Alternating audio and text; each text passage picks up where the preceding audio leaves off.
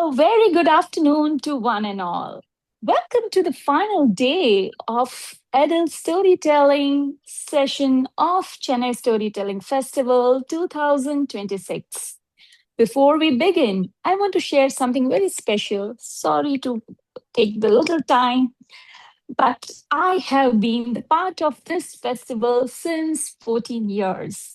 And I have witnessed its beautiful journey, from the offline gatherings filled with people, laughter, voices, to the online spaces where stories now travel across not only cities, but across the countries. So, through all these years, one thing has remained constant: the love for stories, isn't it? And the learning it brings. So, without any ado, let's start with our very first stellar of the day, Vineetha Babu, who she is from Chennai. And I wanted to tell the meaning of her name, okay? The meaning of Vineetha is humble, gentle, and wise. So, over to you, Vineetha. Please introduce yourself and start your story. Thank you so much, Sheetal, and thank you for this wonderful intro. I want to thank Eric. So, because of Eric, I'm a storyteller today. So, thank you so much and giving me the opportunity year after the other to tell my story. Today, I'm going to tell a story about written by Leo Tolstoy. A spark neglected burns the house. But I'm going to tell my version of the story. I hope you all enjoy it. So, today we are going to see the story about Ivan. Ivan lived in a small village and he was a peasant. Ivan had a beautiful family. You name it, Ivan had it. So he had everything. He had a wonderful family. He had three sons. One son was married and had children. The second one was about to get married. The third one was settling in his life and he was doing good in his business. Even the women in Ivan's family was financially independent. So Ivan didn't have any responsibility. Life was very smooth for Ivan, except his idle father. Only the father was idle at home. The father was suffering from asthma and he was in bed for a very long time. So Ivan had to take care only of his father. Ivan had a wonderful neighbor. His name was Gode. Gode too had a wonderful family. Both Ivan and Gode's family were best friends for generations. They were not just friends, they were like family. Women from Ivan and Gode's family used to exchange whatever they cook. If they didn't have anything, the women from one house will go to the other and borrow stuff. So the life was very smooth for both the families. Ivan's daughter-in-law had a hen, and that hen laid a lot of eggs. And Ivan's daughter-in-law was very proud of her hen. She said, "Ah, my hen lays a lot of eggs. I don't think anyone from this village has this kind of a hen. My hen is my favorite," she said. So one day it was time for that hen to lay eggs. Ivan's daughter-in-law heard the hen crackling, but the hen was frightened by the children of that house. So the hen flew and went and laid eggs on Goddess family.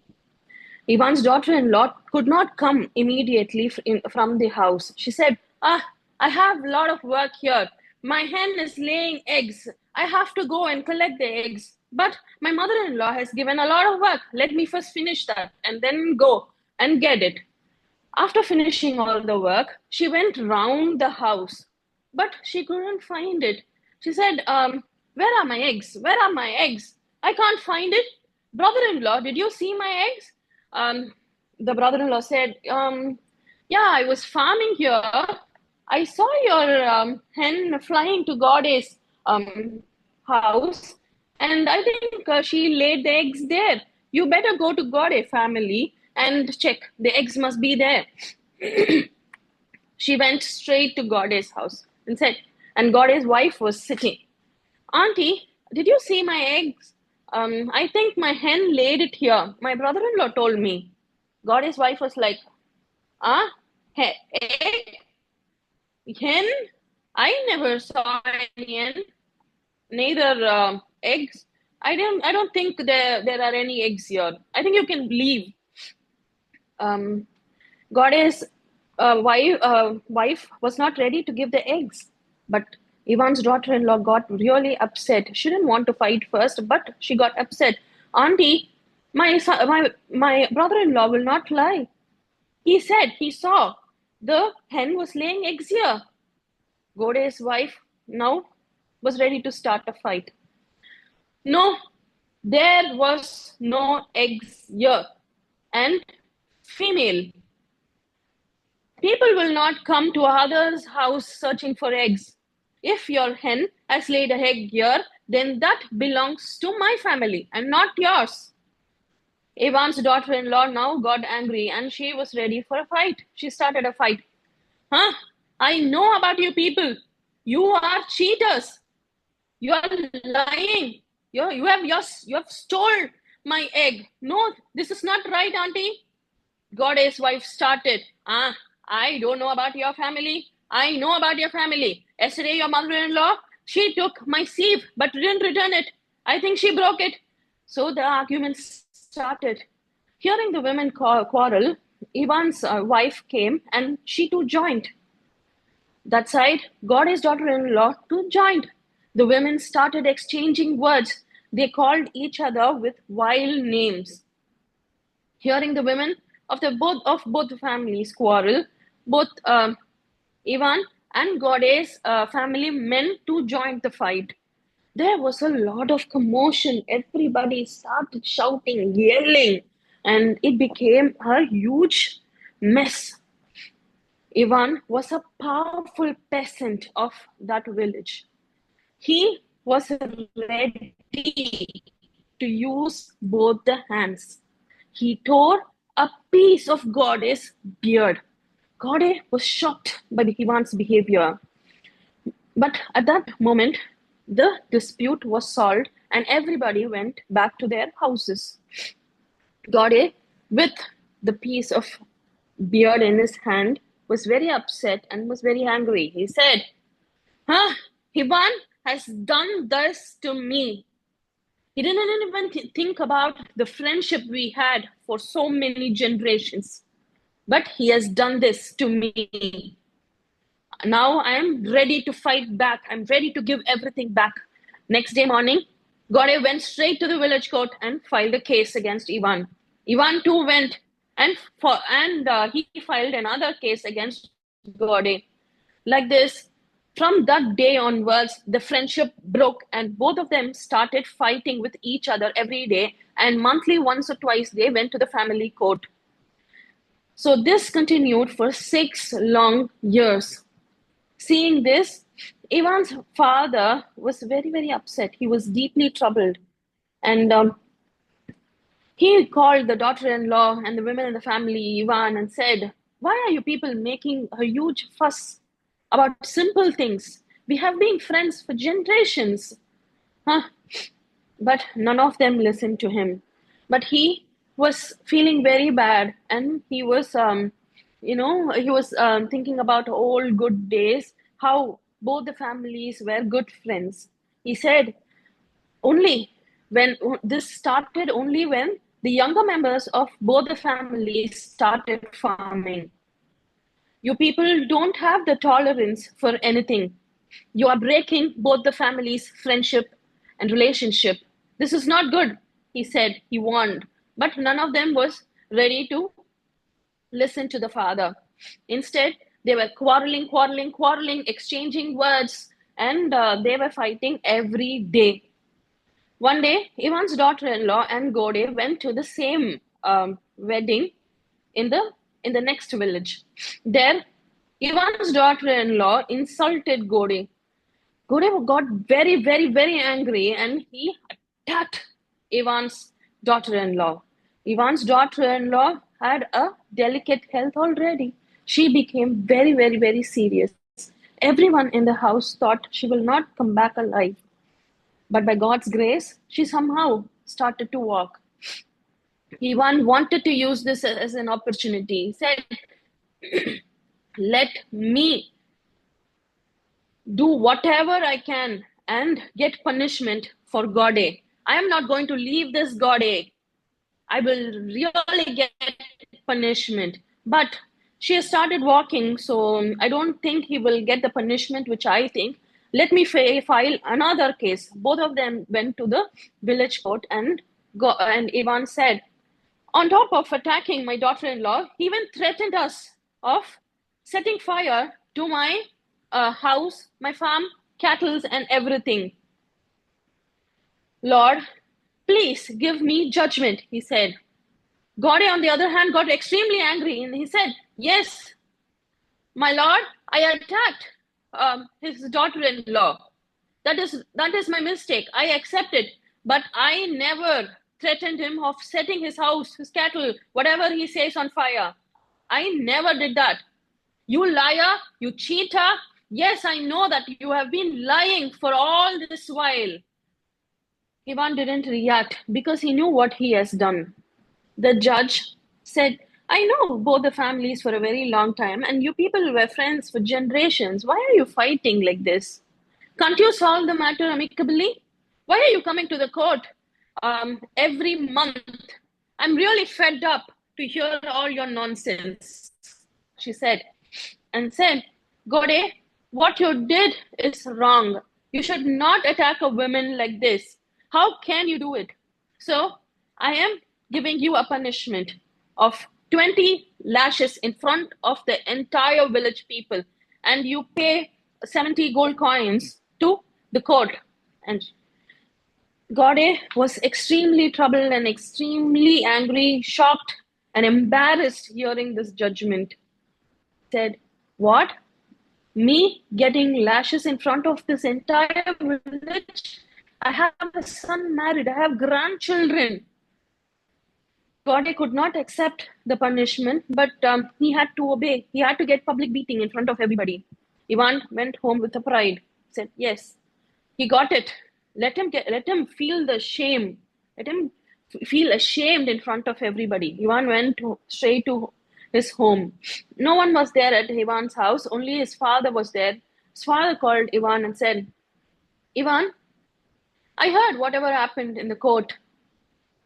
You're feeling proud of getting a punishment to Gode, but I'm feeling ashamed." You are no shot. What? Ashamed? Why are you getting ashamed?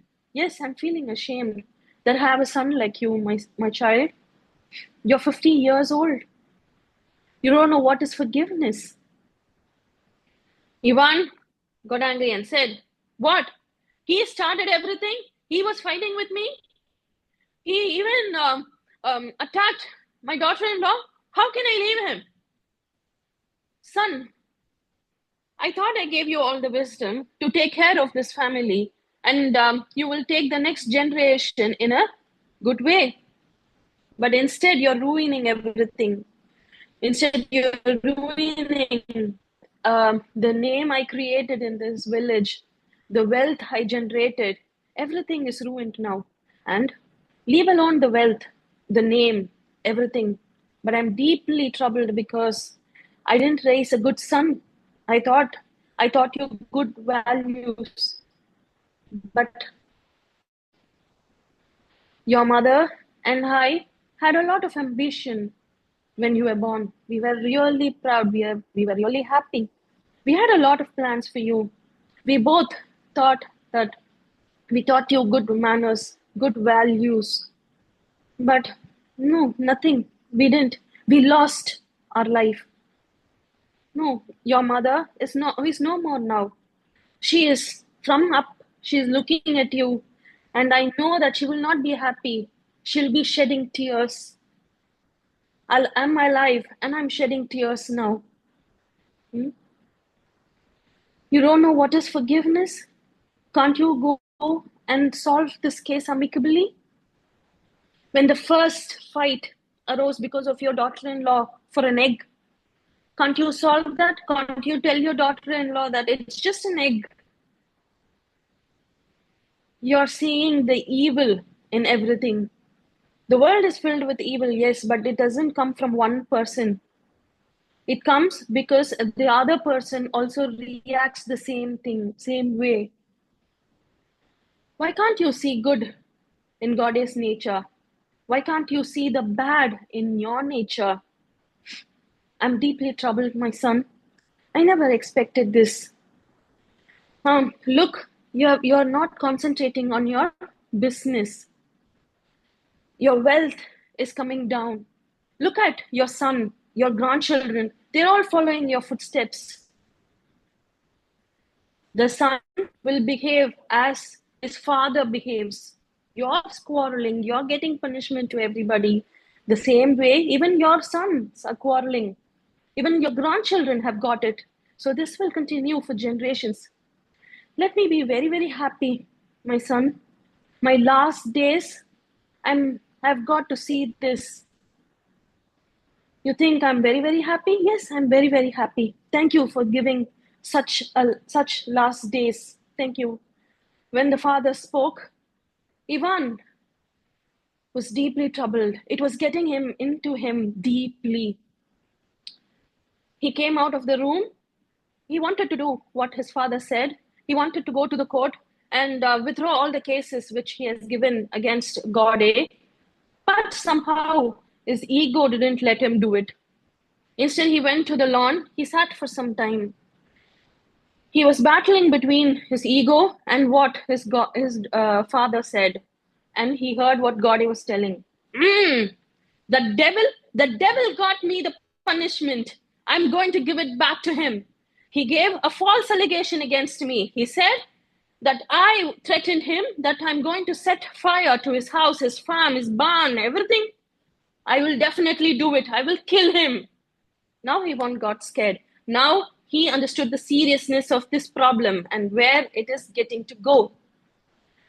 But when he understood, he thought of one thing his father told.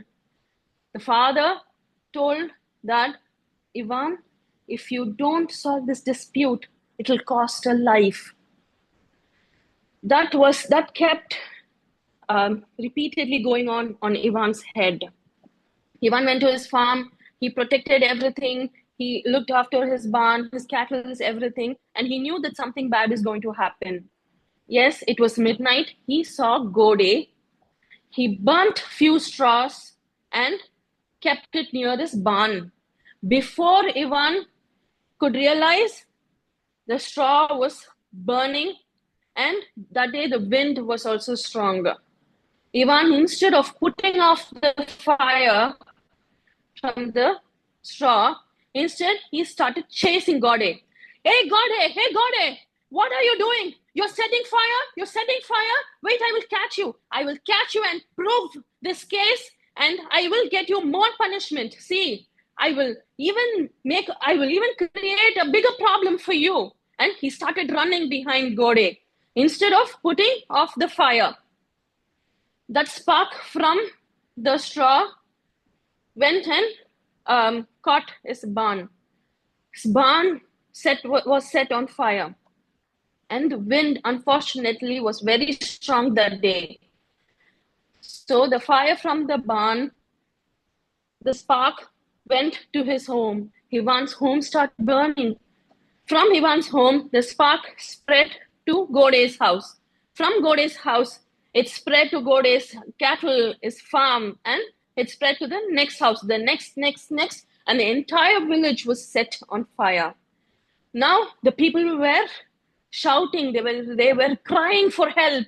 Ivan's grandchildren, Gode's grandchildren, the wife, everyone was screaming. They're screaming for help. Help me, help me, help. My house is on fire. Look, the cattle started running. The sheep started running. The hens were flying. They were all frightened. Nobody could do anything. They were all pouring water. Ivan just stood in front of his house and he looked at his house burning. All his hard-earned money, his generational wealth coming down slowly. Ivan started crying, started weeping. No, I should have not run behind him. I should not have chased him. Instead, I should have put the fire off. This wouldn't have happened. Now the entire village is burning. It's all because of me. It's all because of me. I'm the sinner. I'm the sinner. My father warned me that I'm going to lose a life. Immediately he remembered his father. His father was sick. He was lying in his bed. He called his son, sons, come, the father, your grandfather, please bring him out. Bring him out. They brought the grandfather out. By then, the grandfather was half burned. He was in his deathbed already.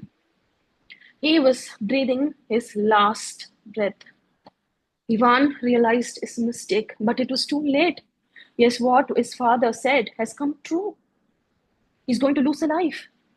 Ivan went on his knees before his father and said, Father, forgive me. His father said, Ivan, didn't you understand what I said? Now everything has come true. Your ego has let this happen. Who's the sinner now? He said, and closed his eyes. Ivan started sobbing. Yes, Father, please forgive me. Please forgive me. God, please forgive me. Give me this last chance, please. But he couldn't do anything. He's lost his father. On the other hand, Gode was really scared. He was he feared that Ivan is going to tell his name, and everybody will know that he is the reason for this destruction. Entire village people came. They asked Ivan, what happened? How did the fire come? Ivan didn't tell Gode's name, but Gode thought that Ivan will say, but he didn't. Instead, he chose forgiveness. Ivan replied, I don't know. I don't know. It came from somewhere. I don't know. And started weeping. Gode, on the other hand, realized his mistake. And from that day onwards, Gode and Ivan became friends. They started building everything from the scratch. Seeing them construct everything from the scratch, their sons and grandchildren followed. From that day onwards, Ivan and Gode made sure that they never neglected a spark because they knew that it will burn the house. And they taught this to everybody in the village, including their family and everybody. I hope you liked my story. And if you feel that this incident has happened in your life, or it has happened, or you have witnessed it in someone's life, you can share it. That was a very beautiful story, Vineetha. Thank you so much. Yes. So, from the audience,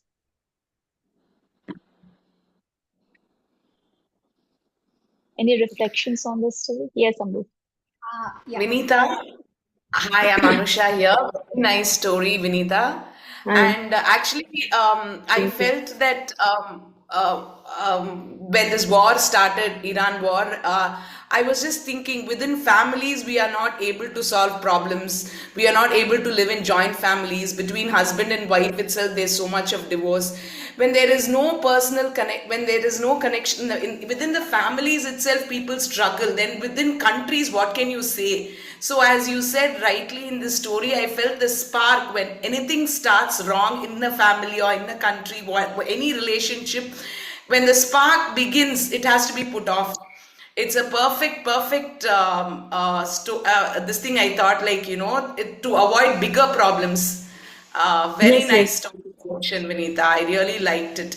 Every big Thank you. problem starts with a small spark. Yeah, So amazing. I really liked it. thank Thank you, you. Vineetha. Yes, Ambu.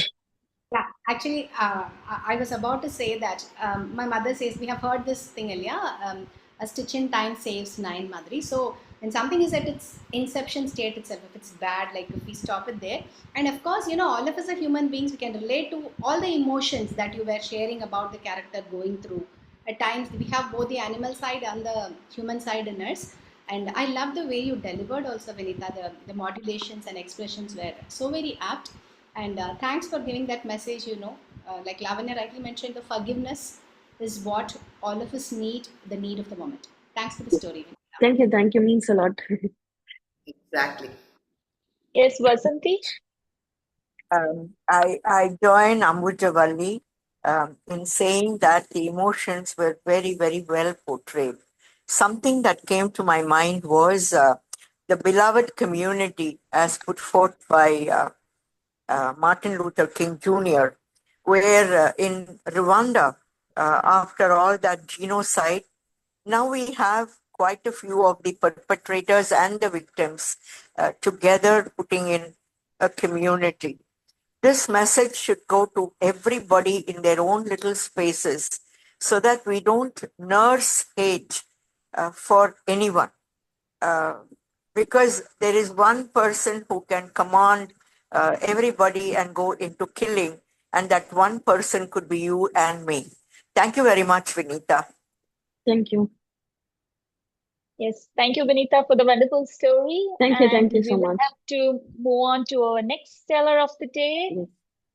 Yes, so our next storyteller is Ambujavalli from Chennai, sharing the story The Bloom After Betrayal. So the meaning of Ambujavalli comes from Ambuja, the lotus, right? The meaning one who rises beautifully even from the dirty waters. And she is also one of the directors of the Federation of Asian Storytellers and the co-founder of Fabulous Fundigais and Temple Tales. And she has been inspiring audiences with her stories for so many years. So over to you, Ambu. Thank you, Sheetal. தங்கச்சங்கிலி மின்னும் பைங்கிளி தானே கொஞ்சியதோ இனி தஞ்சம் மல்லிகை மஞ்சம் என்றவன் தோளில் துஞ்சியதோ. It was many years ago in one of the villages of South India, behind an ancient fort under a peepal tree. It was evening time. Under this peepal tree were seated the young lovers, Ranga and Madhavi. Ranga, the son of the village chieftain, and Madhavi with just her old grandmother to take care of her. Well, that was a very special day. They were 8 years into their relationship. They were in love for 8 full years. And that day was special. Why? Ranga looked at Madhavi with a twinkle in his eyes and he said, "Hey Madhavi, remember your promise? Ah?" And immediately Madhavi's cheeks turned bright pink.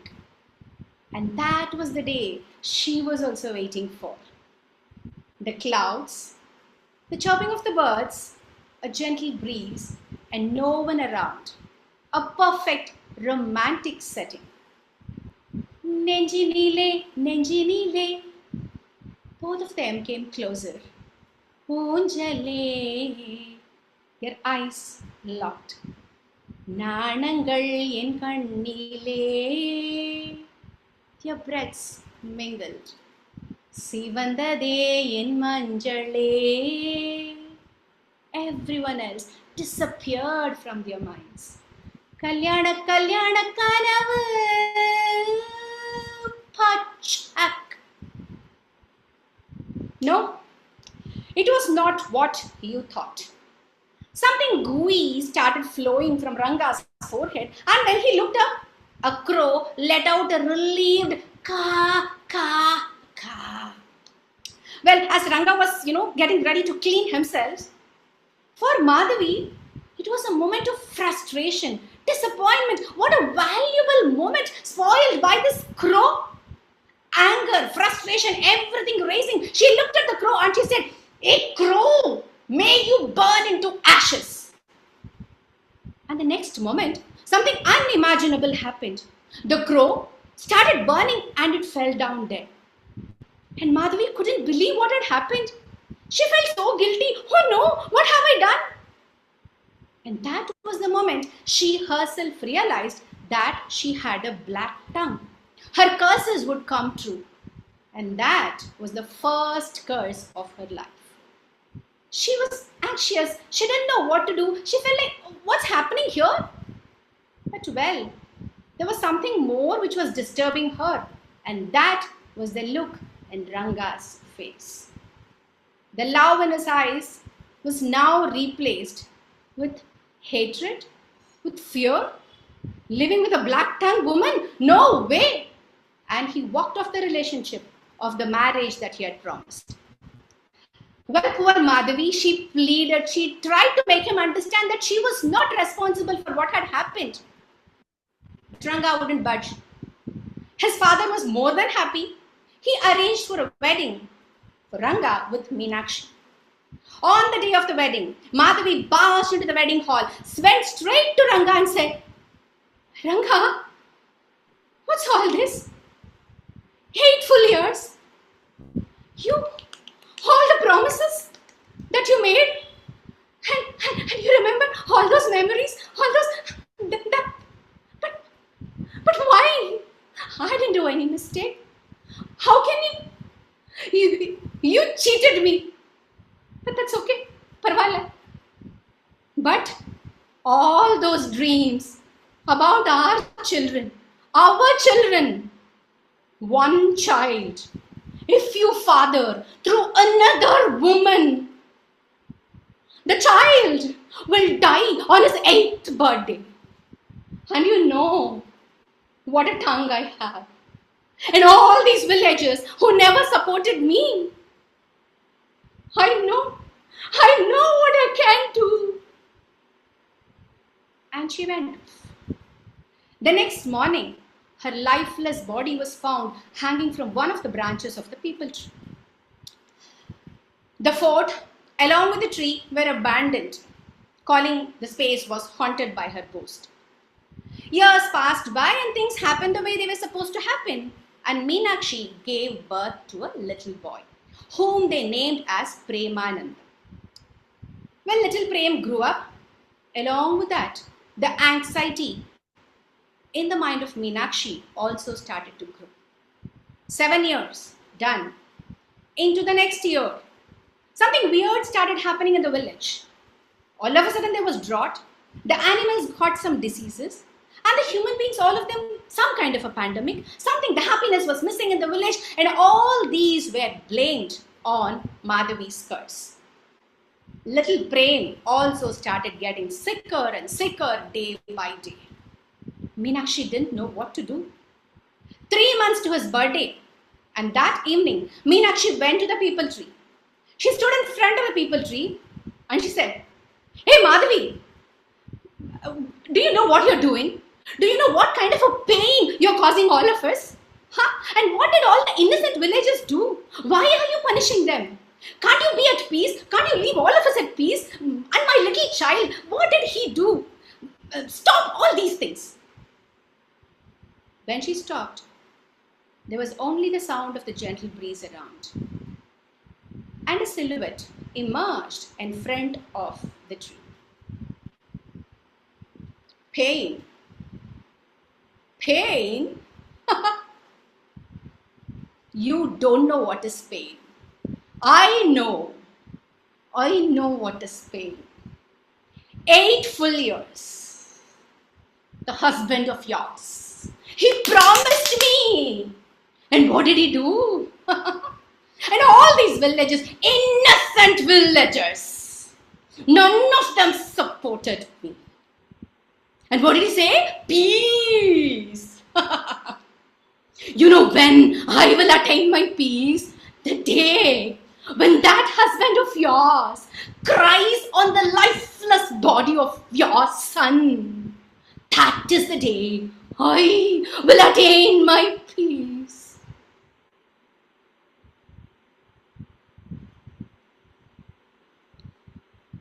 Well, Meenakshi went home. She felt so helpless. What do I do? What do I do? I have to save my son. Meenakshi, why do you have to worry when Magamai is there, the goddess whose abode is there inside the forest? Go there, light 11 earthen lamps on Amavasya, the new moon night. And all the curses, she will take care of it. Meenakshi woke up. Yes, it was a dream. But she couldn't dismiss that of just as a dream. It was like the light at the end of the tunnel. Desperate to save her son, The next Amavasya, she packed all her lamps, wicks, and oils and took a lighted torch. Those were the days there was no electricity. So she went. It was dark, but she went. She got out of the forest, and as she moved a few steps, whoosh, there was a gush of wind that put off the lighted torch. And she was stranded, but desperate. She just started walking here and there, wandering everywhere, pricked by thorns and bitten by insects. Early morning, she found the abode of the goddess, but the sun had already risen. But she didn't give up. Every day she made it a point to visit that abode in bright daylight until she was very sure that she could walk there blindfolded. The next Amavasya, she didn't even bother to carry a lighted torch. She just went. She got onto the forest road. 50 steps. I can feel the banyan tree here. Few more steps. This is a thorny bush and that's a bamboo tree. I can smell these flowers here, there. Everything was fine until she felt someone holding her shoulders, twisting and twirling and twisting and twirling. And when she stopped, she had lost any clue of the direction. Left, right, forward, backward. She was totally disoriented, but desperate. She went left, right, everywhere throughout the forest, but she couldn't find the abode. In that night, she returned back, and now only one Amavasya was remaining, and after that was little Prem's 8th birthday. Her anxiety started piling up. She couldn't eat, she couldn't sleep, and whenever she saw her son sleeping, for how long? For how long am I going to have my son? What? I'm so helpless. How do I save? She had no clue.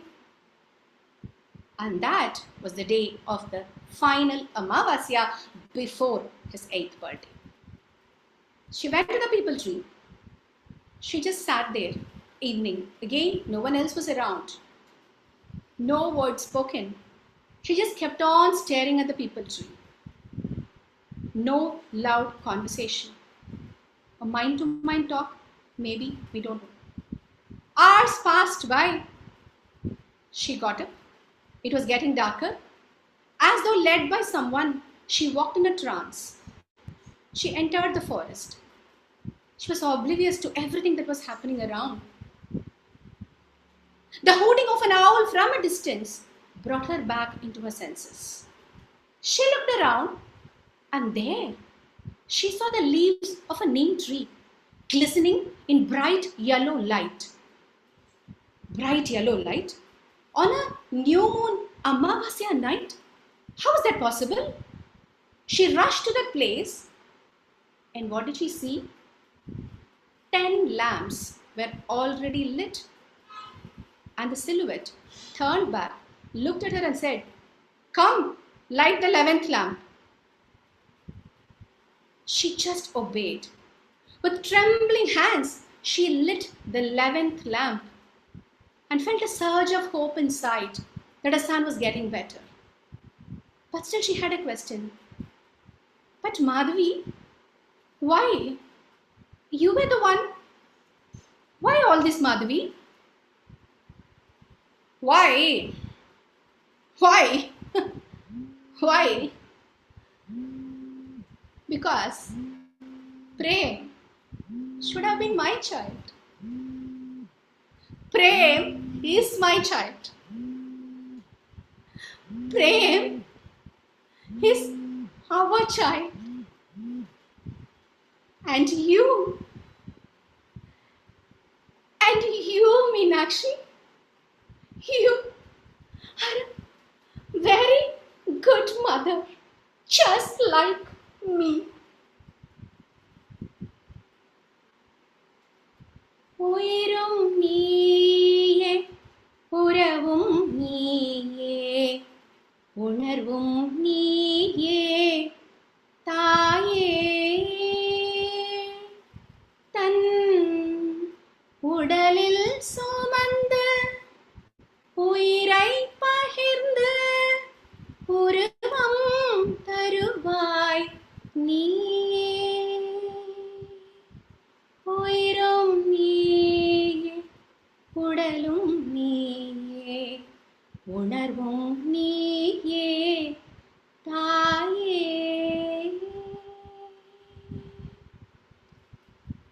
story is a dedication to all the mothers who are not mothers biologically, but those who have that motherhood in them. Thank you. Super, super. Amazing. I just loved your expressions. You just took us deeply into the story. Yes, over to you, audience. Yeah, before we continue, I just want to get this is the third time I'm sharing the story online. The first was for Oh, the feast, wow. and second Okay. time was Sri Karuna's Chandamama Katha. So few of you here have already listened to that story, and I have been waiting to share Okay. the story. CSF, it was just getting delayed. I'm glad that it happened today. Thank you. That's superb. Yes, to the audience, please. Every time we Ambu, your expressions and the pauses and the emotion that you bring into the story, you take it to a different level altogether. We can hear this, I mean, again and again. And yeah, I totally agree with you. The mother sentiment is something that, we all are mothers, and yeah, it just tugs at our heart, the story, every time, all the time. And thank you for bringing the story to CSF. It has to reach, and once it's on CSF and if it is shared on the YouTube, more and more people can actually watch the story, listen to the story, and it has to reach wider audience. So I'm happy about it. Yeah. Thank Yes, you. Lalita. I always am present at all Moonlight stories, but I think I missed yours, Ambu. I did not listen, so this is the first time I heard. And what can we say about mother's love? But a woman, when she's wrong, she wants to take revenge, but then the only thing that can stop her, she really wanted to take revenge. She was wronged in every way, but then that's the only thing that can stop a woman, I think, being a mother. Yes. And you brought it out so wonderfully. I did not understand the songs, but still I was nodding because you sing very beautifully. Yeah, it was very, very nice. I didn't want to Thank you, trouble Ambu. time. I'll Ambu's share. singing is like the cherry on the cake. If the cake is her story, her Yeah, I singing is listened the so. cherries, yes. I didn't want to take time explaining the lyrics, so it's there on. I'll share the link of the No, that's song. okay. But I enjoyed. Thank you. Hi, Ambuja. I really, really enjoyed your acting. Your acting histrionics, I would say. Excellent. I loved every mood of yours. You were so beautiful. Electrifying, really. Thank you so much. Thank you, Vandana. Thank you. I've had Okay. So, yes, the privilege of lovely watching this story being crafted by Ambu. So we did this for Feast for the first time, and we did it for Spooky Tales. You remember? So we wanted to bring in Spooky Tales, and Ambu said, "I have this story. This is speaking to me. I want to do it."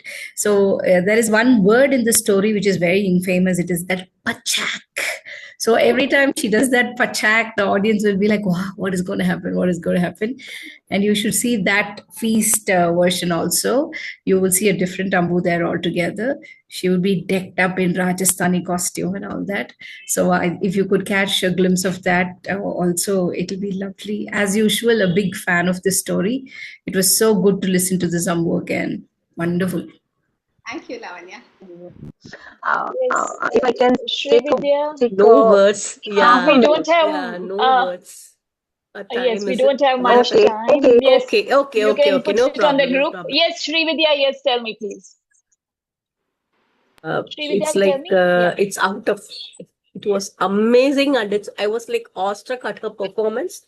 I'm seeing Ambu performing after a very long time like this, and I'm so happy for her. I was truly amazed at her performance, and so happy for her singing and everything. Thank you so much, Ambuja, for such a lovely story. Thank you, everyone. The credit for the story I would like to give to my Veena friend Annapurni. The story is, of course, the original story created by me, but the trigger she gave was from the movie Maleficent. So that was Maleficent was the basic from which the story got created. Thank you so much, everyone. Yeah, Thank you. Yes. Thank you so much. Lalita, you can type it in the chat box, please. I'm so sorry. So our next storyteller joins us from Visakhapatnam, Sree Karuna, bringing a folk tale from Canada titled The Contrary Fairy. So the name, No. That was earlier Monday thing, yours. I had shared that oh, story in the Monday storytelling. Today I'm okay. bringing the story. Okay, you just can introduce me story. I'll introduce myself if you don't mind, Sheetal. Sure, Is it sure. okay? Yes, please. Yes. So the name Karuna means compassion and kindness. And I will give it over to you, Karuna, to introduce the story and start the story. So, the name of my story is Watch Your Breath, and it is a Zen tale, and it is a mystic kind of a tale. And I think the story is self-explanatory when you hear it. The story called out to me many a time, but this is the first time I'm sharing this story. I must have read this story multiple times, but yeah, as I was saying, too many choices. Finally, the story. So today the story chose me, and here we go.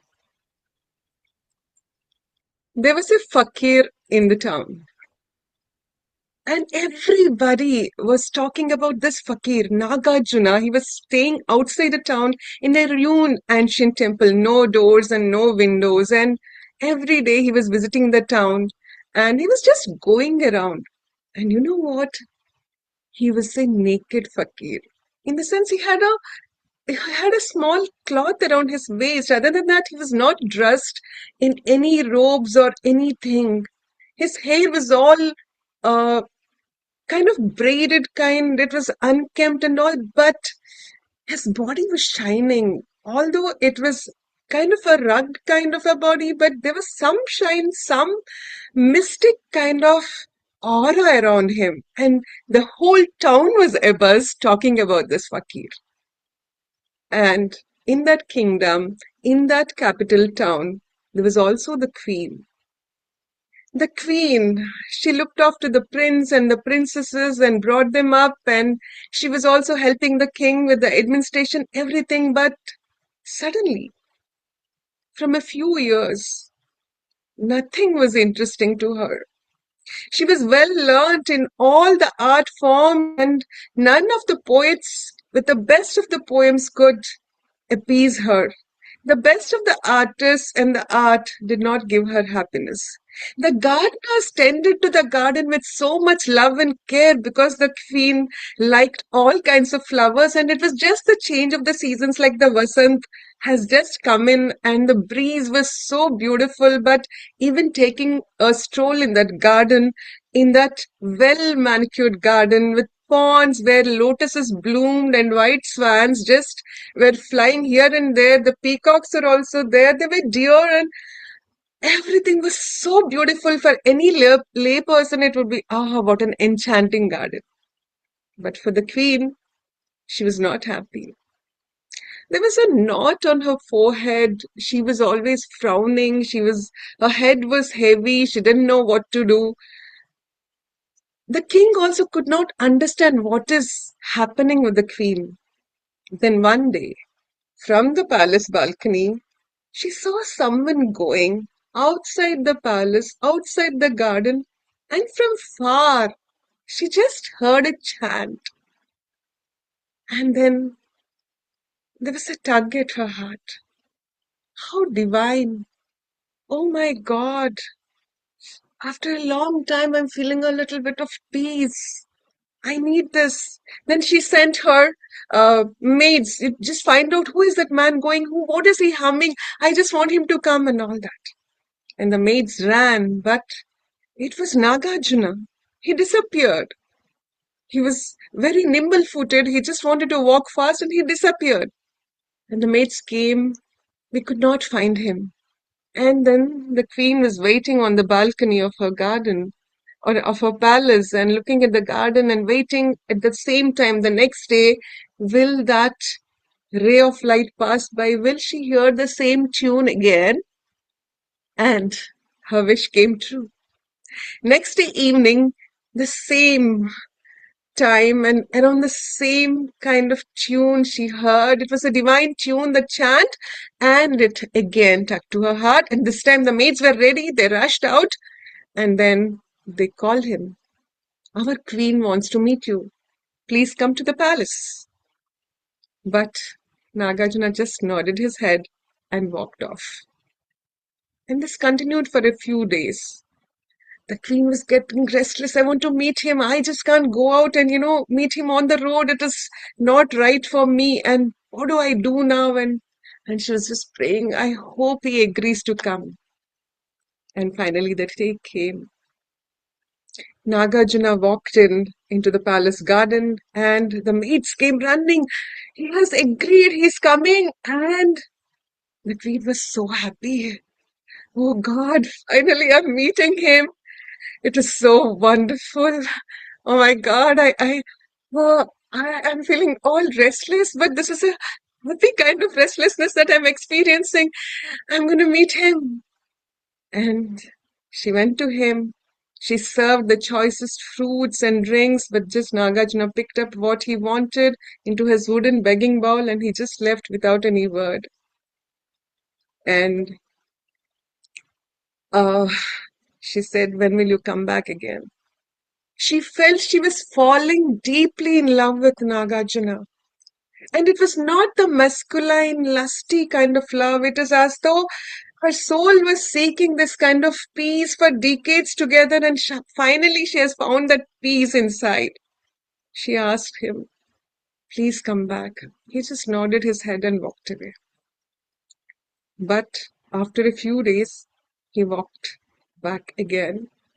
And then she said, I don't know when you will come, when you will go, whether you will come again or not. Everything is a question for me.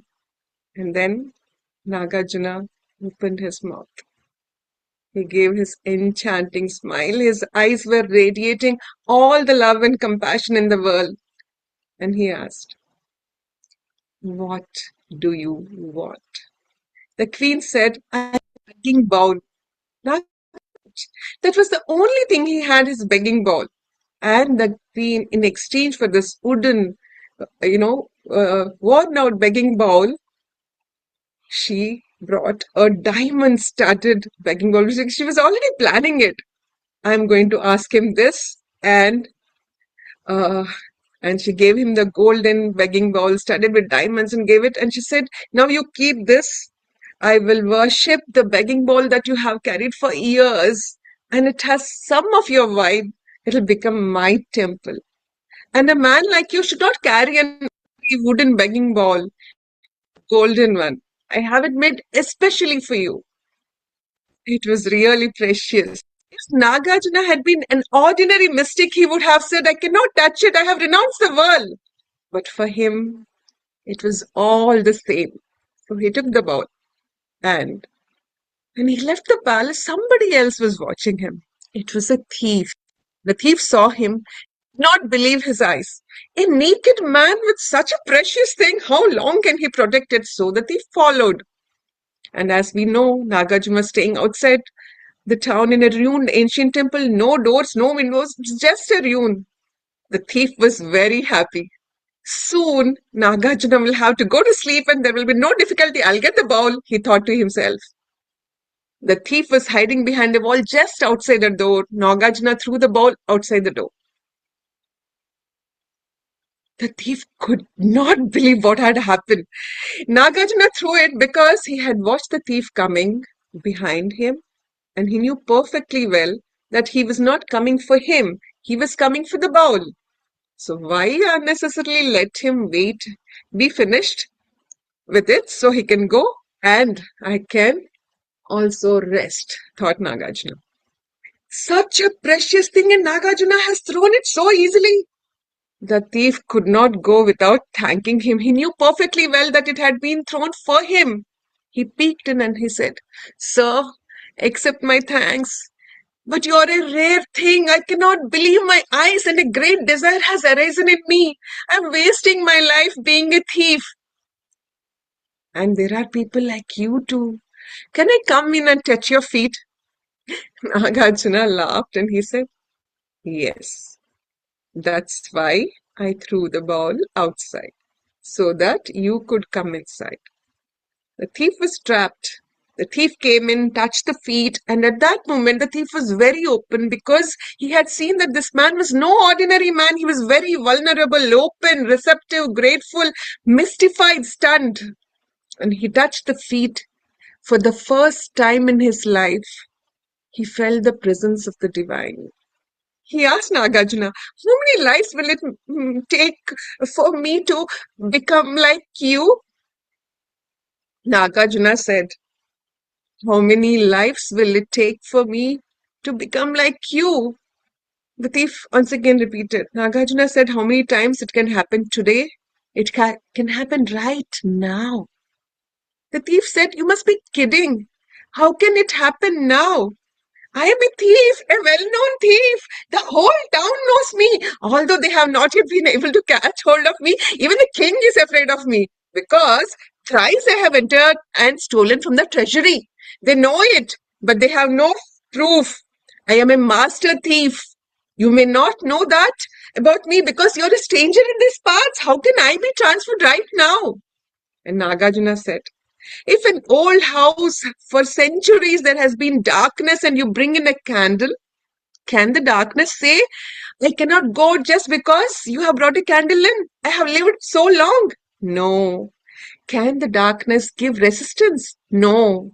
Will it make any difference whether the darkness is one day old or millions of years old? The thief could see the point. Darkness cannot resist light. When light comes, darkness disappears. Nagarjuna said, you may have been in darkness for millions of lives. That doesn't matter. But I can give you a secret. You can light a candle in your being. And the thief said, what about my profession? Have I to leave it? I don't know any other profession. Nagarjuna said, that is for you to decide. I am not concerned with you and your profession. I can only give you the secret of how to kindle a light within your being, and then it is up to you. The thief said, but whenever I have gone to any saints, they always say, first stop stealing, then only you can be initiated. It is said that Nagarjuna laughed and said, they know nothing. You just watch your breath. The ancient method of Buddha, just watch your breath coming in, going out. Whenever you remember, just watch your breath. Even when you go to steal, when you enter into somebody's house in the night, go on watching your breath. When you have opened the treasure and the diamonds are there, go on watching your breath and do whatever you want to do, but don't forget watching the breath. The thief said, this seems to be simple, no morality, no character needed, no other requirement. Nagarjuna said, absolutely none. Just watch your breath. And after 15 days, the thief was back. But he was a totally different man. He fell on the feet of Nagarjuna and he said, you trapped me, and you trapped me so beautifully that I was not even able to suspect. I tried for these 15 days. It is impossible. If I watch my breath, I cannot steal. If I steal, I cannot watch my breath. Watching the breath, I became so silent, so alert, so aware, so conscious that even diamonds look like pebbles. You have created a difficulty for me, a dilemma. Now, what am I supposed to do? Nagarjuna said, do what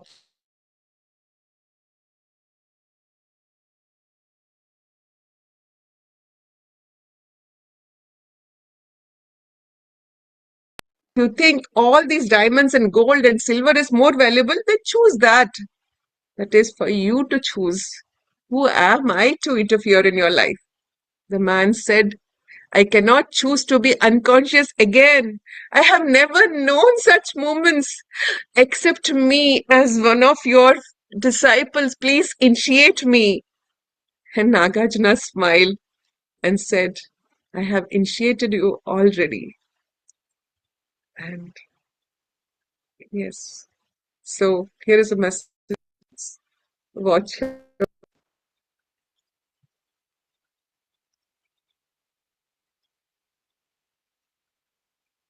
That was lovely, lovely, Karuna. Thank you, Am I Sheetal. audible? I'm audible, Yeah, right? Yes. Over to you, audience, please. Karuna, very well. I mean, got me initiated into this because I feel breathing, just watching your breath is good enough. And it really left a message with each one of us that that is something we really need to understand and realize. If we need our calm, I mean, it's not just a robber, but anybody, anytime. We can yeah. become crazy, we can become berserk, we can lose our heads. So just follow your breath. So I loved it. I loved it. Thank you so Thank you much. so much, Vandana. Thank you.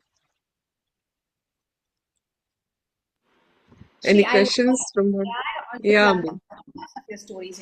There's something, there's so much of positivity everywhere, and there's something for us to practice in our daily lives also.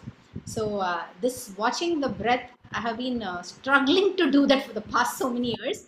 But yes, it works. Thanks for reminding it again. Okay, when you do that, something it helps. I loved your telling as always. Beautiful, seamless, and be there with you throughout the story. Thank you, dear.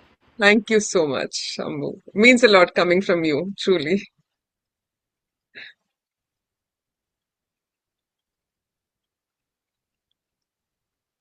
Anybody wants to unmute and ask anything? Lalita is raising her hand. Yes, Lalita, just go ahead. I think Sheetal has a network issue. You just go and mute Okay. yourself. I thought my computer froze. Huh. Sree, like Ambu said, it is always so nice to listen to you, and the story which you brought is something which, I think it comes very naturally to you to tell these kind of stories because you just get into that that story is as if it's made for you, and very nice. Though we know the story, you bought it so well. And like Ambu said, I don't think I can ever watch my breath. So for me, it is like I just heard the story for the story. It is very well told and very beautifully told. Thank Thank you you. so much, Lali. Thank you for being there, my bestie. Thank you.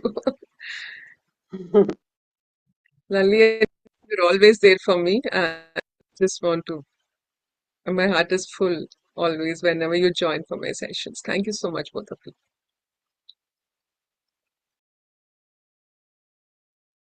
Sheetal, you're muted. Yes. Yes. Vasanthi ma'am, are you ready? I don't see you. I am ready. Thank you. Can you see me Okay, now? okay, okay. So, My uh, connections are not that good, yes, so yes. have it. Okay, okay. I'll just introduce you and you can start the story. So the next teller is Vasanthi Ranganathan from Chennai, of course, presenting a story from Mahabharata. And the name Vasanthi is associated with spring, a season of renewal and life. So over to you, ma'am. Thank you. This story is from a book that I wrote. It's called Venus the Woman, and it's available in Amazon. Uh, I have been in many, many, many spaces as the only woman and have never had the need to be like a man or be subjugated in any form. So, some of these thoughts I'm very happy to share. And I'm not a great storyteller, I'm learning from all of you, but I love the kind of insights and perceptions I have on many, many of the legends and stories and anecdotes of women across the world. I am Draupadi, a princess born in a royal family, grown up to believe that I can actually get what I want and be a very, very special person. You see, when the princesses get married, it appears that we have a choice. So a Swayamvara is called for, and everybody puts their heads together and decides who will be the man to take our girl. our princess, our royal beauty. And so it happened this way in my country as well. So a Swayamvara was planned, and all the princes all over the world were invited to show their courage, their strength, their skill, and their artistry. Every one of them was so handsome. And when they walked past, I sometimes told myself, okay, this man is okay, but maybe a better one will come up. Then some people, I would look at them and say, wow, he's gorgeous. I wish he really wins. You see, I was a little girl and I had my own dreams of the man who I should marry, into whose hands I should curl, and into his eyes I should look and have a wonderful life. Like all of us, I looked out. Even if it be women who wore the burqa, I always thought they had a chance to look at all the men, and the men really didn't have a chance to look at all the girls. So I was there sitting, beautifully dressed, looking upon each one of the men. And then came Arjuna. He was handsome, gorgeous, and I really wanted him to win. And so he did. Wow. That was a thrilling moment, and all my dreams started.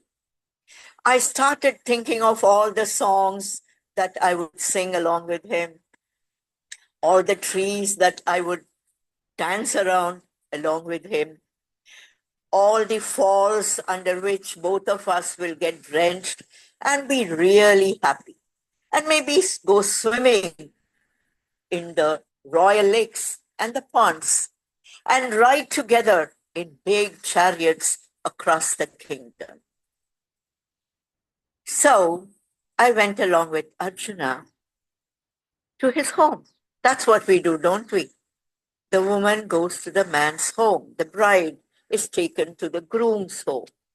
And Arjuna walks into his beloved mother and says, Mom, I have a fruit. What should I do? And the mother says, okay, share it. And this guy ended up sharing me, Draupadi, the woman he had won in a Swayamvara. Am I a fruit? Do I have a head? Do I have a heart? It appears that I only have a body. Even today, I see half-naked women advertising for cars, advertising for bungalows. I see almost naked women going around showing off their bodies. Recently, I saw an actor hardly wearing anything, while people were devouring her body. I felt so small. Do I have a head? Do I have a heart? Do I have a voice? Where is my voice? Why did I shut up? Why did I not even protest? Why did I walk year after year with another man from the same family? And at the end of it, one of these guys, one of the husbands, the so-called dharma, he pawns me as an object, truly proving that a woman is an object who can be sold to people, who can be married off by families to older men, to men with 100 wives, for a pittance. An object who can be sold into a brothel, an object who can be given away into stardom to sleep with many men because she doesn't have a heart, she doesn't have a head, and unfortunately, she doesn't have a voice. Why do I, Draupadi the woman, want to be like a man? Do I want to get drunk and fall in the middle of the road? Do I want to smoke? And do I want to prove that I am as good as a man? Or do I, Draupadi, want to have a voice to say, hey, look, I have a head, a heart, and a voice. I choose how to use my body. Remember, I am the only one of the gender who has a womb, which has borne all the sons and daughters of the world. You may say all men are equal, but remember, I, Draupadi, say all men are equal, women are superior. I am a woman, a lovely woman, but I'm not Draupadi. I have a head, a heart, a body, and a big voice. I will claim who I am, and I will be a wonderful woman, leveraging all my strengths, all my beauty, all the grace and the elegance of bringing sons and daughters into the world, of giving empathy and grace. Recently, I was listening to Doug, who is somebody big in the UN.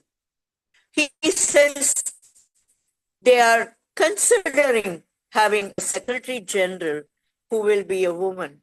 Maybe a woman will have the humanity, the empathy to bring to the world so that we may not have more wars. Draupadi, I was born in India, and India gave voting rights to women on the same day as it came to the men, not like the US where they had to fight for it. I, Draupadi, was born in India where babies were burnt in places like Susilampatti because women child was a rather uncomfortable thing for the family. But remember, I, Draupadi, is born in a country where we have had women leaders, presidents, prime ministers, state chief ministers, judges. I, Draupadi, have a head, a heart, a body, a womb, empathy, grace, beauty, and I will have a voice. Thank you.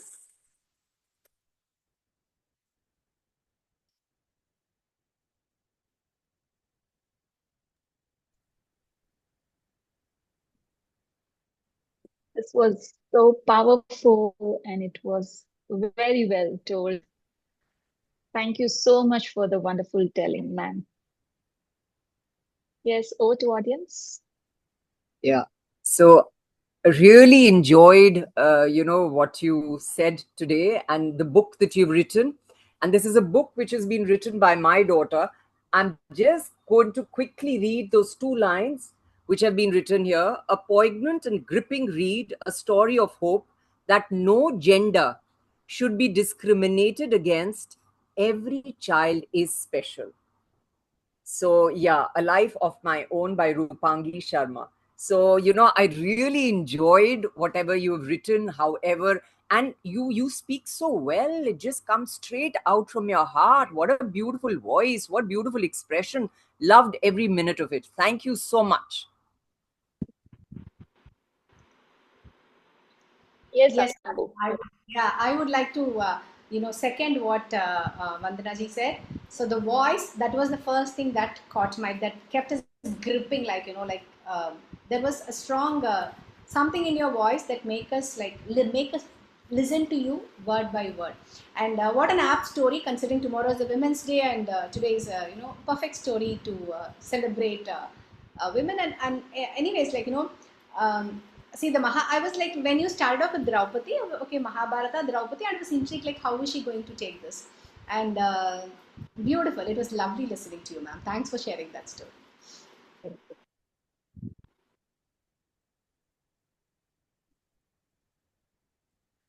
Okay, so are we ready to move on to our last teller of the day? Yes, so she is Vandana Sharma from Mumbai, and she'll be sharing a personal story of the three women in her life. Yeah. And the name Vandana means gratitude, reverence, or offering respect. So, Vandanaji, I just remember one proverb: the stories closest to our hearts are the ones we have lived. Over to you, Vandanaji. Thank you. Thank you so much, Ethel. A very good afternoon to everybody present here. Big hello to Eric. And thanks so much, Eric, for providing us this space. We really need it. And I'm getting back to this again after a very long time, but this is very personal. So I'm talking about the three women in my life. My mother-in-law, and my sister who's specially abled.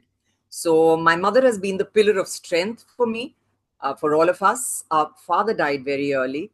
So after his demise, she took over and cared for the six of us. And with the youngest one, who was specially abled.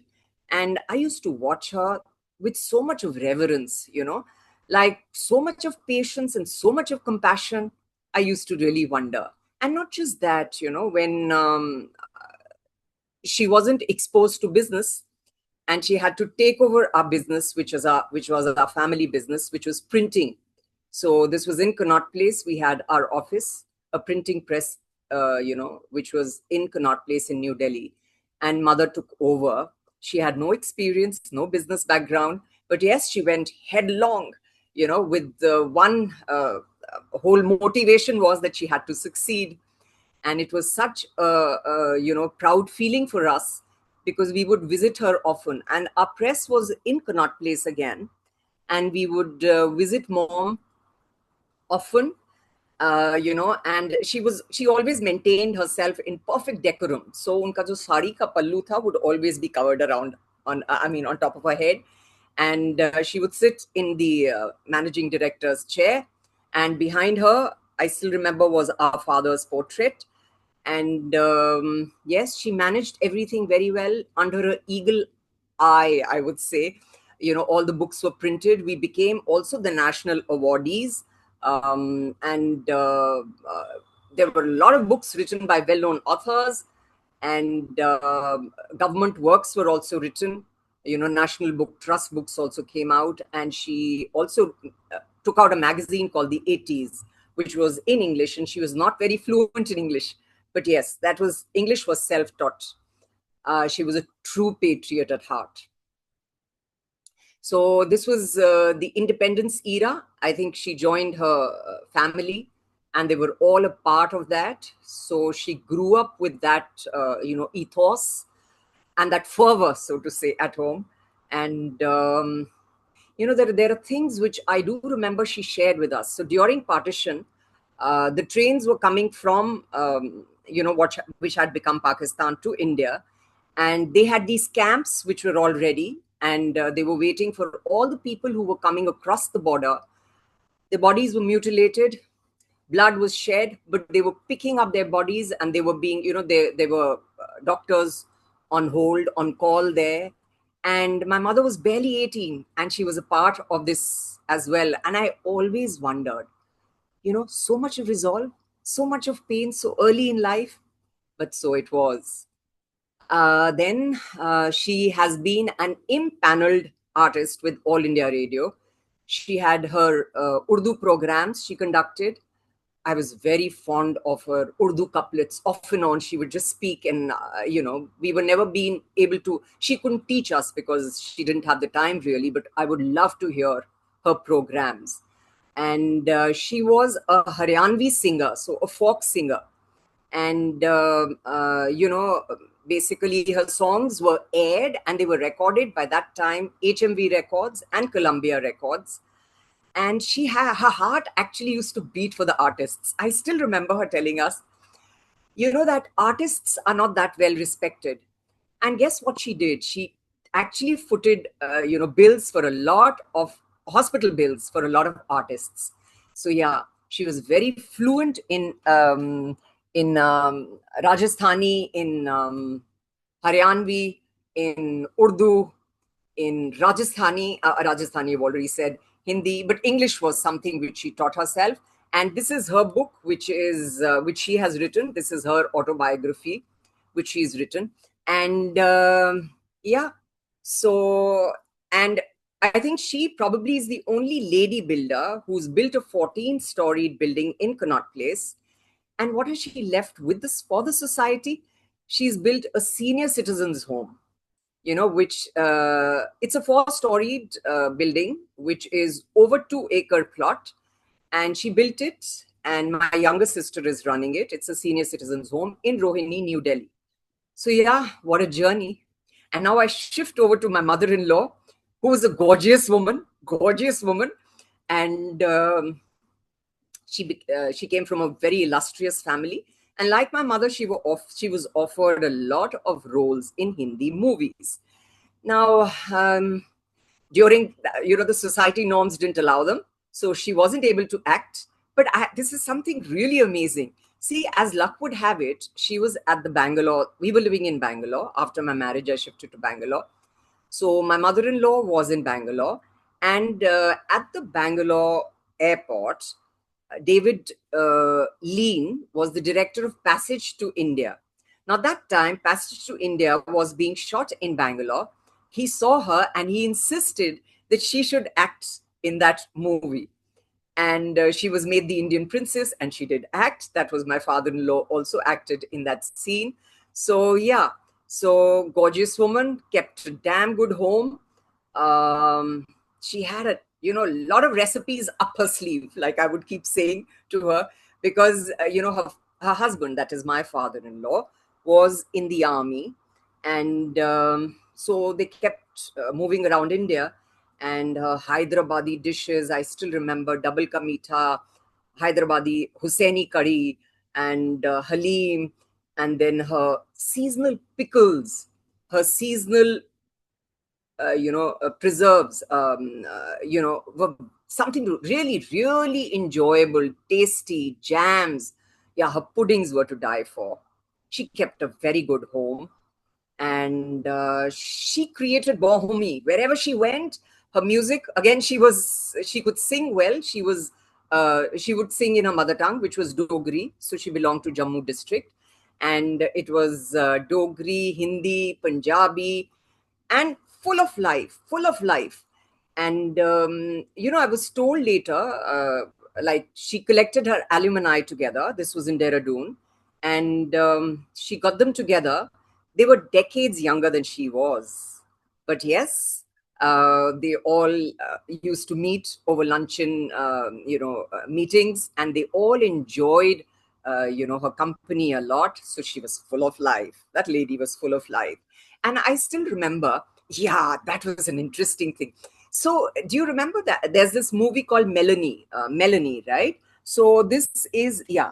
So Monica Bellucci has acted in that movie. So there's one scene where, Melanie wears clothes and she walks on the street, and all the boys are there waiting to watch her walk on the street. So there's something similar to my mother-in-law. Like, for example, she would visit, the family gatherings. So all the men folk at home would know, oh, she's going to be there. And there they were prim and proper, suited, booted, and wait for her. So yeah, gorgeous woman. And what she did, she was fiercely independent. She wanted to learn driving. So what did she do? Yeah. So she told my father-in-law that she wanted to learn driving. Now, they didn't own a car that time. He was a very young officer in the army. And so he took a risk. So what was the risk? He taught her driving in an army truck. And she thrashed it against a tree. So that was a crazy thing. But then she was a very good driver. I mean, later on, I still remember, even in her 60s, she used to drive us every time we visited her in Dehradun. So that's about her. So after my mother died, my younger sibling, who's differently abled, I told her that she would be coming to our house. My mother-in-law blessed us. She said this was a perfect haven, safe haven for the child to be in. So yeah, she's with us, but then I have to talk about my youngest sibling. So yes, the youngest one, she's feisty. She's not easy, but all the same, I'm just going to bring about all the good things about her. So anything which is asymmetrical, she'll put it in symmetry. She has to see everything in symmetry. So anything which she feels, yeah, she needs to bathe in time, she needs to eat in time. If her bed sheet is wrinkled, she'll straighten that out. And yes, an elephant's memory. This child has an elephant's memory. Sometimes you really ask God, where did why did this happen? But anyway, she's a frail child, very frail. She's got very weak legs. She's above 55. Her teeth are fallen.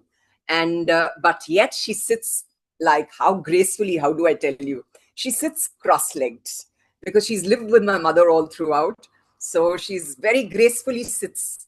She sits down, and she's got an elephant's memory. This child, for example, I'll just tell you, I'll go back many, many years back. Um, so we had this person who was working with us called Raghu in the office. We had a servants' quarter. So Raghu once got his whole family staying in the servants' quarters, and he got his family with him. And we had a massive veranda. I mean, if there's anybody who's a Punjabi person here, it's called a veda. So yeah, massive veda or a veranda. And so Raghu got his daughter over. So I asked my little sister, so do you remember, about Raghu? So she says, हाँ. So I said, उसकी बेटी गुड़िया क्या गाना सुनाती थी? So she imagined, this child remembers. So she says, गुड़िया सुनाती थी गाना, गुड़िया सुनाती थी, जीजा जी का पेट जैसे इंडिया का gate. So let me just translate that for you. So which really means is that she's talking, about her brother-in-law. Jija ji is the brother-in-law, and he's unique. He's unique. Why? Because he's got a massive stomach, which is like India Gate. So yeah, there she was. And now, yes, and I also remember, which I need to mention is, she would basically, I took her for this movie, and this was John Travolta movie, Saturday Night Fever. So I took her to, this was being shown in Plaza. Yeah, I took her to Plaza, New Delhi. I mean, we were close by. So, and anytime that I hum that song, and then I expect it from her to sing it. So she can't sing perfectly well. I mean, she has problems with her speech, so she slurs and she sings and she says, "That the way, I like it, that the way, I like it." So yeah, so it's like I just am so enamored by these three women in my life. And yes, the three powerful women, according to me. So and now I'm going to sing this song. Let me just pick up this paper of mine because I'll need to read it. So I'm going to sing this song, and see, nobody's going to be right, nobody's going to be wrong. But the thing here is, why have I chosen this song? There is a certain meaning behind it. Whatever comes into your head, please, all of you share. I think all of us would really love that. Yeah, so let me just sing this. And I love you so. The people ask me how I've lived till now. I tell them, I guess they understand how lonely life has been. But life began again the day you took. And yes, I know how lonely life can be. The shadows follow me, and the night won't set me free. But I don't let the evening get me down now that you're around me. And I love you so. The people ask me how How I've lived till now, I tell them I don't know. So yes. So over to all of you. Let's see. Let's see if you can try. And thank you so much. Yeah. Okay. Thank you so much. So I really need to. Yeah. Thank you. Okay. Thank you so Vandana, much. you were superb. And the song was amazing. Very beautifully sung. A little bit from the people who are present here. Listen, before leaving, or any one of you who's staying back, please, I want to know as to why have I chosen this song? What is the reason behind it? Is there a reason behind it? There is a reason. So you go whatever your heart tells you, speak, say. Please just join in. We'd like some interaction. Come on, guys. Sarita, come on. You're not, you cannot be seen, Sarita or Preeti Gaya. Come on. Sarita's walked away. Pratigya. Pratigya. Yeah. Anybody would like to say something? Let me not just say it because I'm obviously Okay, so a teacher. Vandana, before everybody starts, Yeah. Vandana, before everybody starts, I would like to say Pratigya and Divya, we all are the co-hosts for the adult telling. Okay. So Okay. since today is the last day, we all are present here. Okay. Yes, Okay. to you, So please. I'm not going to. Yes, Yeah. yes. Please. So anybody else? Sarita, I'm so sorry. Yeah, Pratigya, sorry. I will probably say something. I listened to the Divya. song. Yes. Yeah. Vandana, Hi. that was one. Hello, hi. It was beautiful the way you sang. It was very touching, I would say. The song itself probably it felt like a song of loneliness, perhaps, is what I understood. But it also quickly moved on to something positive, is what I felt. So there was this oscillation between loneliness and yes, I will go back to being positive, is what I felt. Of course, I couldn't catch all the words. I should have listened to it more intently. But whatever little I could gather, this is what I gathered from the song. Vandana. Beautiful, Divya, and thank you so much. Because what we want, I mean, what I would have really wanted is if I've chosen this song, if it is like people ask me how, and I love you so, how I've lived till now, I tell them I don't know. I guess they understand how lonely life has been. But life began again the day you took my hand. And yes, I know how lonely life can be. The shadows follow me, and the night won't set me free. But I don't let the evening let me down. Now that you're around me. So, whatever you said it beautifully. And I just needed to repeat those words because I'm still expecting if there's somebody else who'd like to speak or say something. Yes. Thankam. Yes, Yes. please. I, Unmute. I loved the story and it came straight from your heart. And it was also relatable. And it is kind of different from Divya's perspective. I would say it's probably your sister's words that she could lean on you ever since you took her away with you to your house. That's what I thought. Yes. Yes, Thankam. I think everybody, because that feeling needs to come because all of us have been through so many ups and downs. Could be somebody in the family, could be with our parents, could be with our, children, whatever it is. It's a very difficult situation. And you emote very well, Thangam, with your eyes. So I really don't know because you do get to know as though you've been affected, somewhere the story has moved you. So Yes. thank you so much. Thank you so much. Beautifully said. Yes. And thank you so much. Anybody else? Come on. Anybody else? Actually, Let's hear you. when Divya was talking about loneliness, I kind of had a different feel. It sounded to me more like, yes, lonely, but the tone was like enjoying being alone or enjoying the loneliness in a very, what do I say?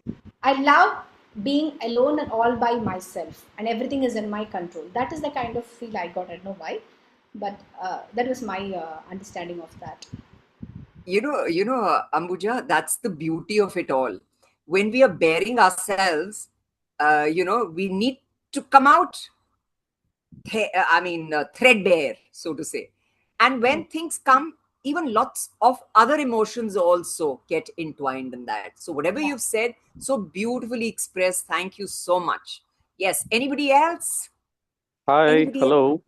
Yes. Hello, Mahesh. Yes, sir. Yeah, hi. I believe I am the only male member here in this group, Doesn't matter. and Eric is there. thanks, Eric. I think I just joined lately. I think I was speaking to Shan, my close friend, and he had just told, join the group and came. Let me just connect with all the participants, right from Vineetha, Babu, wonderful narration. The story was Ambujavalli, beautiful, dramatized version with Ilayaraja and A.R. Rahman in the background. I really loved it.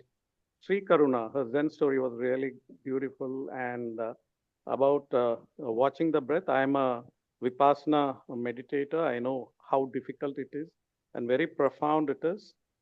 Vasanthi Rangarajan, I know her. We meet in a very common forum called BYST.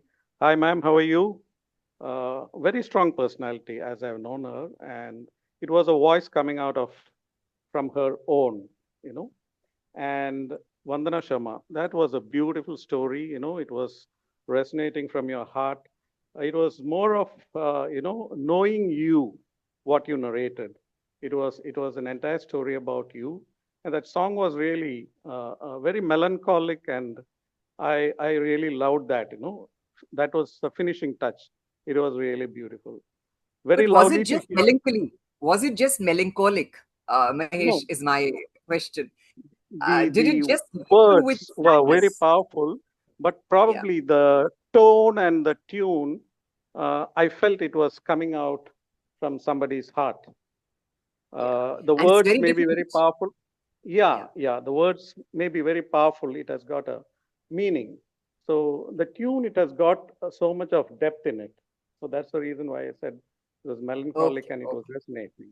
okay, Right? And okay. and very beautifully you finished with this song. I really loved it.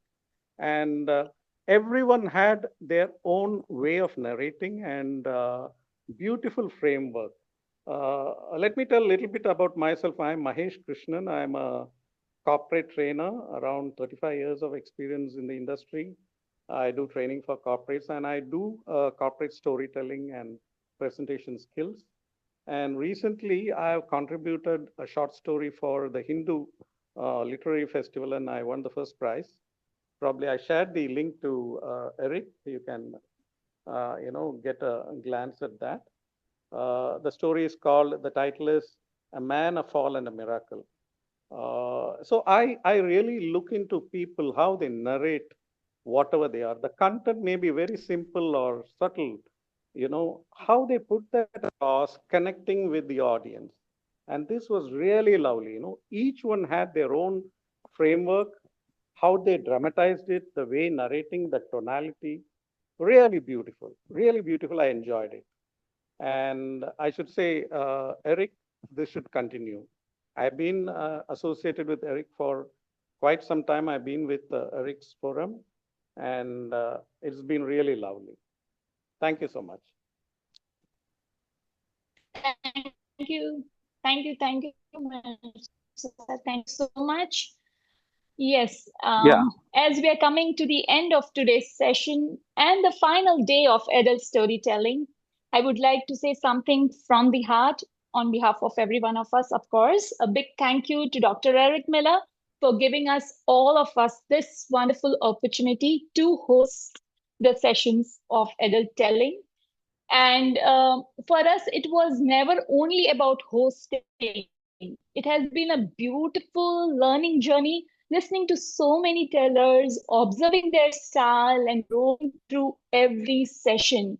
So truly, truly grateful to you to create this space for all of us. And Mahesh sir, I would like to inform you, we are doing this since 14 years. It was offline before, and now we have moved on to online after a lockdown. So maybe you don't know that. Yeah, there's been a gap, here and there because I was not connected traveling and all that. But I'm still in touch. I used to connect with Eric's forum sometime. Anyway, thanks for bringing this, and I'm happy that I'm connecting back. I'm sorry, I got disconnected. I'm so sorry. Yeah. Yes. Thanks for all your lovely words.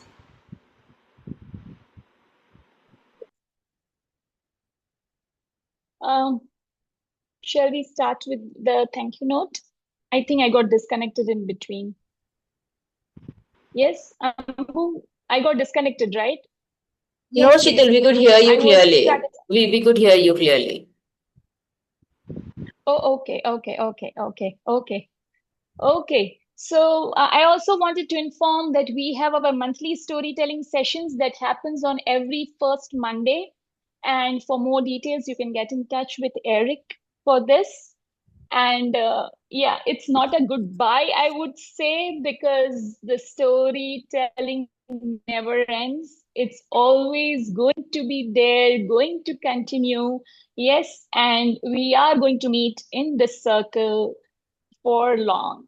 So thank you all tellers and thank you all listeners for today. Thank you so much. Thank you so much. Hi, Sheetal, if we still have 5 minutes, can we hosts alone come over and say a bye from all of us?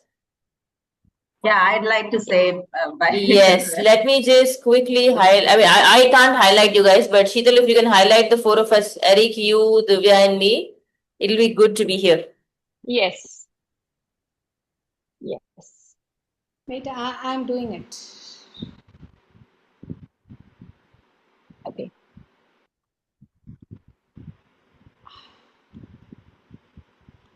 Okay, so Pratigya's video is off. I'm unable to switch it on. Can you ask me to switch it on, Ambu? Because it says the host has switched my video off. Oh. Yeah, try. Some confusion there. Yeah, now I think I should be able to. Yep. Yeah.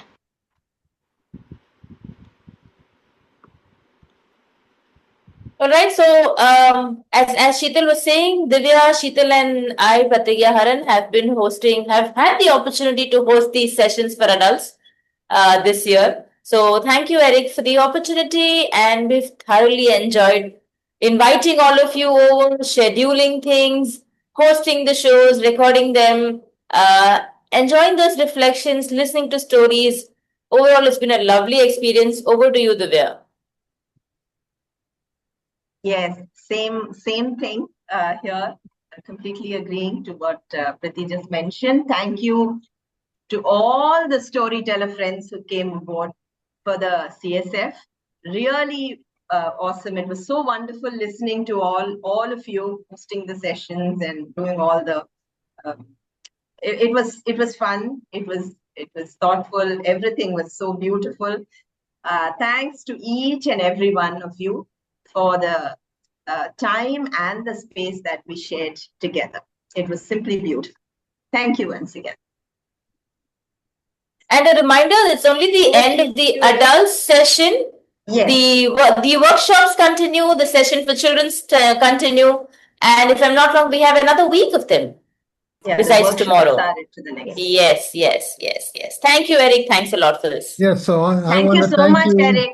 I want to thank you, so much, Eric. Divya, Sheetal, and Pratigya. Thank you so much for hosting the adult storytelling sessions. It was wonderful. Thank you so much.